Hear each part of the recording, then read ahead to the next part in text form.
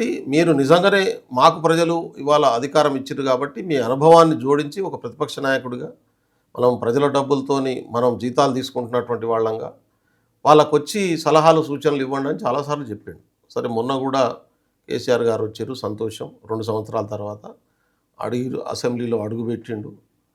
జనగణమన అయిపోగానే మళ్ళీ వెళ్ళిపోయిండు. బహుశా చర్చలో పాల్గొని దామోదర్ రెడ్డి గారు చాలా సీనియర్ శాసనసభలో పనిచేసినటువంటి వ్యక్తి. ఆయన సంతాప తీర్మానం ఉంది. నేనైతే దాని మీద మాట్లాడతాడు, కనీసం ఒక గంట సేపు అన్న కూర్చుంటాడు అనేది అందరూ అనుకున్నారు. కానీ తన జ్ఞానాన్ని కానీ తన అనుభవాన్ని కానీ కేసీఆర్ ఏం తెలంగాణ కోసం ఉపయోగించేటట్టు కొడతలేదు నాకు మొన్నటి సమావేశాలు చూసిన తర్వాత. ఓకే, నామకే వస్తే ఎందుకంటే దానికి ఏమైనా నిబంధనలు అట్లున్నాయో, సమ్ టైం పీరియడ్ తర్వాత రాకపోతే మెంబర్షిప్ రద్దు అయ్యేటటువంటి విధానాలు ఏమైనా ఉన్నాయో నాకైతే తెలియదు. రేపు రాకపోతే అది అనుకోవచ్చు, కానీ సెకండ్ అంటే ఎల్లుండి రాలేదు. మొన్న వచ్చినప్పుడే కూర్చోవచ్చు కదా సంతాప తీర్మానం మీద. ఇప్పుడు దామోదర్ రెడ్డి గారితో తెలంగాణ ఉద్యమంలో పనిచేసినటువంటి వ్యక్తి, దామోదర్ రెడ్డి గారు 69 ఉద్యమంలో పనిచేసినటువంటి వ్యక్తి, దామోదర్ రెడ్డి గారు సీనియర్ నాయకుడు. ఆయన మీద జరిగేటటువంటి సంతాప తీర్మానంలో పాల్గొని మాట్లాడడానికి పెద్దగా అడ్డంకి ఏముంటుంది కేసీఆర్ గారికి?